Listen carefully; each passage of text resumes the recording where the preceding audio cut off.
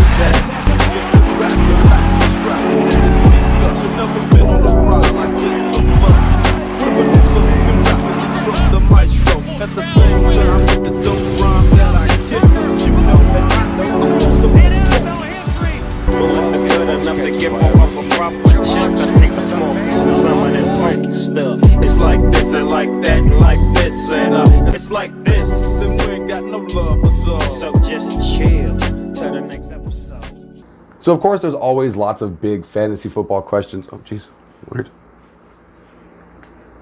So, of course, every week there are hundreds of questions that everybody has on this player versus this player, or this player played not great last week, especially early in the season. It's kind of hard to judge until you can get a couple of weeks and kind of see what the average looks like for certain players. But right now, you don't have the time for that. We want to win, and we want to win now and get that jump on our fantasy football league. So, to avoid going on too long, of course, I always ask you guys every week if you have any stardom and situm questions. So if you have any of your own personal fantasy football questions, stardom, situm questions, trade questions, waiver wire questions, make sure you send them over to me here at the Huddle Chat Sports Show. You can either comment down on this YouTube video, you can post it out on the Huddle Chat Sports Show Facebook, the Huddle Chat Sports Show Twitter. I got the links down here in the description, as well as you can see them up here on the bottom of your screen. You can also check out the Rick T platforms, Facebook, YouTube, Twitter, all that as well, and comment on the live videos. Every Sunday we do a pre-game, pre-Sunday episode live on Facebook, Twitch, and YouTube. Make sure you check that out, and we can answer some questions for you live while you're there. Now let's get started on that stardoms and situms for week 2. First of all, we're going to start about the running backs. It's the most valuable position in fantasy football, and my starting running back, the running back I have on my stardom list this week, it's going to be Darrell Henderson from the Los Angeles Rams. He kind of surprised a lot of people last week, and the few different leagues that I'm in, I know most people that have Cam Akers also have Darrell Henderson just as a security blanket, and those people were smart. Now, Darrell Henderson not only got to start over Cam Akers last week, but he played in 82% of the snaps. He turned that into 18 touches on 73 yards. The Rams' game script didn't quite go in their way, especially in that second half against the Buffalo Bills in the opening kickoff of week 1. But this week they're playing the Atlanta Falcons. Game script is going to be a lot better for the Los Angeles Rams. They're going to be able to run a lot more with Darrell Henderson. The Atlanta Falcons allowed the 4th most points to fantasy football running backs last season. And they're a really good favorite to continue that trend. Their defense hasn't seen many improvements, so I'm plugging in Darrell Henderson in all my starting lineups this week. Now, my sitting running back of this week is going to be Damien Pierce from the Houston Texans. He had a really surprisingly good preseason, and it gave him a lot of expectations. So what he did last week was extremely disappointing for those that bought into the Damien Pierce hype. He only played on 28% of snaps last week. He got 11 carries, 1 target in the pass game, and 39 yards combined.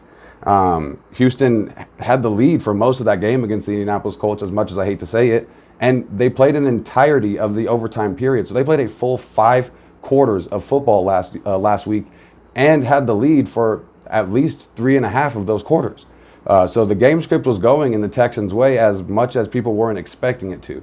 Now, the Colts do have a great running defense, so that could have limited him a lot. But then you look at what Rex Burkhead was able to do, and the fact that Rex Burkhead is still the clear running back one and the clear option, preferred option in the passing game. I'm not dropping Damien Pierce, but I am sitting him on my bench until he can start to get that bigger role, which I have no doubt in my mind he's going to take that bigger role after a couple weeks, but it's hard to plug him into your starting lineup until you see him start to make that adjustment and you see the Texans start to make that change. And if the Houston Texans are trailing in the game, which they very well may be against the Denver Broncos this week, that's going to even limit his touches even more. So take Damien Pierce out of your lineup. Don't drop him, but you definitely want to sit him and wait and see what he does.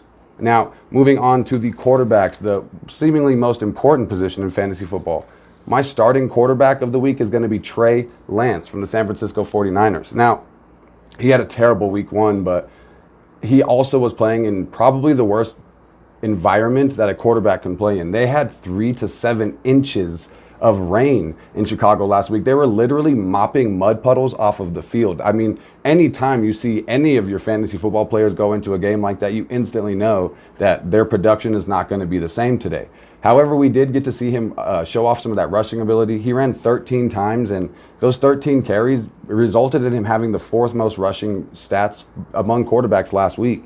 I have no doubt in my mind that with better field conditions, of course, he's going to be able to pass the ball to that talented wide receiver room and running back room that the San Francisco 49ers have, and he'll be able to run even more than he did last week. So I'm taking last week with a grain of salt with Trey Lance, and we're moving on and we're plugging him right into our lineup, especially considering the fact that Seattle has allowed the 2nd most passing yards in the league all of their games last year. So Seattle's not the greatest passing defense. So everything is pointing up for Trey Lance as long as there's not another monsoon in Seattle. Now, the sitting quarterback I have of the week, take this one with a grain of salt because you're not just going to sit him for anyone. But if you have another quarterback that's at similar value, I'm sitting Tom Brady this week. Tom Brady came off a game last week where he failed to put up 11 points in fantasy football and standard scoring. And you just don't expect that out of Tom Brady. You weren't expecting Tom Brady. I mean, I'm not one of those people that likes to draft him in fantasy. He's the GOAT and all that good stuff, but Tom Brady doesn't give you the fantasy production that you want consistently out of your number 1 quarterback. But he historically plays bad against the New Orleans Saints. In all of his matchups versus the New Orleans Saints, he has failed to throw over 240 yards passing in any of his matchups. He's also averaging 16.6 fantasy points per game in all of his matchup against the New Orleans Saints, compared to 26 points per game against literally anybody else in the NFL. In those matchups that he's had against the Saints in the past, he's thrown 6 touchdowns and 8 interceptions. Also, you look at the fact that the Tampa Bay Buccaneers wide receiver core is battered and bruised from that Sunday night dogfight, apparently, with the Dallas Cowboys. They had 3 wide receivers this week not participate in practice at all, and the other 2 wide receivers were limited in practice. So his wide receiver core is very banged up. Tom Brady will always be able to do the best that he can, but I'm definitely going to look at the numbers historically and look at what he has available and say, I'm sitting Tom Brady. Thomas Edward Patrick Brady II will not be in my lineup this week. Now, moving on to some of the pass catchers. Wide receiver that I'm definitely going to be starting in every facet that I can this week is going to be Gabriel Davis from the Buffalo Bills. Gabriel Davis, I mean, he was one of those players that if you were smart enough to pay attention to those kind of things in the offseason and you took that gamble on Gabe Davis, it paid off immensely for you. He played in 99% of the snaps last week, just missing 1 total snap on the offensive side of the ball. He actually led the Buffalo Bills in routes ran last week, and he didn't see very many targets, and that's what a lot of doubters are saying, that that they're pointing to as a negative for Gabe Davis, but Josh Allen only threw 31 total passes for the entirety of that game. The Buffalo Bills were in control from the opening kickoff and didn't need Josh Allen to do anything. But Stephon Diggs on the other side of the field is going to be Stephon Diggs, and he requires that respect from the defense. So him being on the other side of the field is going to open up the field for Gabriel Davis. You also look at the high-value targets that Gabe Davis was getting, which are the downfield targets and the targets near the end zone. And he's the number 2 option for an MVP favorite this season. Gabriel Davis is playing a terrible pass defense this week in the Tennessee Titans, who allowed the 4th most fantasy points per game last season. And Sterling Shepard just last week absolutely decimated that Tennessee Titans defense. So all signs point extremely high for Gabriel Davis. And if you have him, you're confidently starting him and hoping that he might even put up wide receiver 1 numbers again for you this week. But a wide receiver that I'm trying to stay away from as best I can this week is going to be Adam the Thielen from Minnesota. I mean, he's been declining for a few years and kind of living on high touchdown production, which already is an extremely dangerous way to live. However, you just see in that Minnesota Vikings offense, he's falling into the background. Adam Thielen himself last week in an interview said he's never seen an offense like what Minnesota has right now, where they just never stop attacking. Unfortunately for Adam Thielen owners, none of those attacks were going to Adam Thielen. He got 4 targets, 3 catches. I think it was, 36 yards last week that he put up? Yes, 36 yards. He relies on touchdown production, and he's not getting the volume. And you look at what Justin Jefferson, Osborne, Irv Smith have been able to do with that Minnesota Vikings offense. It's not that the Vikings are struggling. It's just that Adam Thielen he's kind of just hitting that point. And we talked about it before the season, and it's one of those things that, as much as I hate to say that I'm proud of this fact, I called Adam Thielen having that steady decline already this season. So I'm taking Adam Thielen completely out of my lineup. Some other pass catchers I'm talking about, we're going with the tight end. I'm definitely starting Dalton Schultz from the Dallas Cowboys this week. I don't care that Cooper Rush is going to be quarterback. As a matter of fact, I almost think that makes him look even more tantalizing. Dalton Schultz, when Cooper Rush has played, and we've seen a lot of Cooper Rush and backup quarterback action from the Dallas Cowboys over the last few years. He's going to be sort of a security blanket for Cooper Rush, and they're playing the Cincinnati Bengals, who allowed more points to tight ends than any other team in the league last year. But a tight end that I'm definitely going to be trying to stay away from this week is going to be Mike Gesicki, and this one kind of hurts me because I drafted Mike Gesicki in at least one of my leagues, and he only played in 42% of the snaps. I really thought he'd have a more commanding role in this offense and would be actually even better than he was in previous years, having more targets out in the field, taking eyes off of him. However, he's more of a wide receiver than a tight end, and last week you saw them actually go with their better blocking tight end more than Mike Gesicki. So you're seeing him lose targets to a better tight end because he's more of a wide receiver and does not block that well. He had 1 target for 1 yard last week, and it's just not enough targets in that Miami Dolphins offense at the current moment from what we've seen to show Mike Gesicki having valuable fantasy production. He's actually on borderline of a drop candidate as opposed to being a start candidate. I myself went out and dropped him and picked up Pat Freiermuth. Luckily, some weirdos in my league weren't paying attention to Pat Freiermuth, so I was able to go out and grab him off the waiver wire and get rid of Mike Gesicki, but I'm staying away from Mike Gesicki. Now, wrapping things up, I want to talk to you guys about my start of the week. Start of the week is going to be it's going to be actually kind of a surprising one for you guys. It's going to be Antonio Gibson from the Washington Commanders. He's taking advantage of a really shitty situation that happened to Brian Robinson, and it's really good for Antonio Gibson. Before the season, people, including me, were starting to see that Antonio Gibson was getting ready to lose his role with the Washington Commanders. Unfortunately, the incident happened with Brian Robinson Jr. that left him unavailable to play, and Antonio Gibson saw what was about to happen and completely turned everything on his head. He had 14 carries last week, which is decent volume in the running game. However, the really tantalizing part about it is the 8 targets that he received in the passing game last week, 7 catches, and had a team-high 74 receiving yards last week. They're playing the Detroit Lions, who allowed the 5th most fantasy points per game to running back last season, and they allowed 4 touchdowns last week to a Philadelphia Eagles running back field that's really not that spectacular. The sit of the week is going to be a little painful for me as well. It's going to be Josh Jacobs. That's a player that I believed a lot in this season, but last week I mean, Josh McDaniels is just a weird coach, and I'm glad he's not coaching for the Colts because I never wanted him originally. We saw how he ruined the Broncos for a couple years there, and his weird game plan last week put the Raiders down early, and they were not able to run even more than they had in the game plan.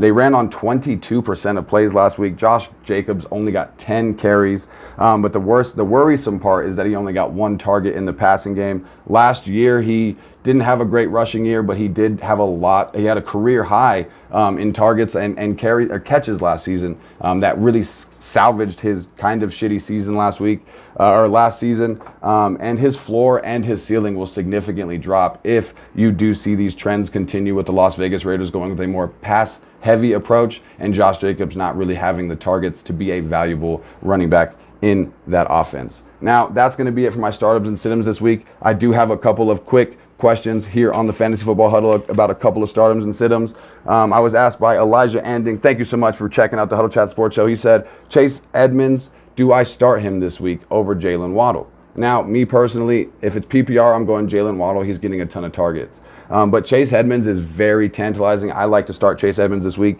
He had a 12% target share in the passing game last week, which is absolutely amazing considering what you saw those wide receivers do and what we just said about Mike Gesicki. He actually led the team in rushing attempts and took over 50% of the carries between him and Raheem Mostert. And then you're also looking at, he didn't really have a massive output, but the volume that he gets puts him in a position to have a big week every single week.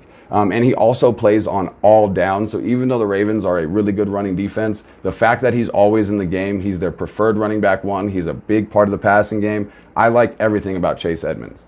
Now, the next start-em, sit-em question that I do have is going to be, do I start Zach Ertz or TJ Hockenson at tight end? And this one is a really tough one. Thank you, Jocelyn Dysfunctional, for adding that comment. Thank you for watching the Huddle Chat Sports Show. I personally, it's almost like a flip of a coin. They're right next to each other. I think they're projected almost identical points.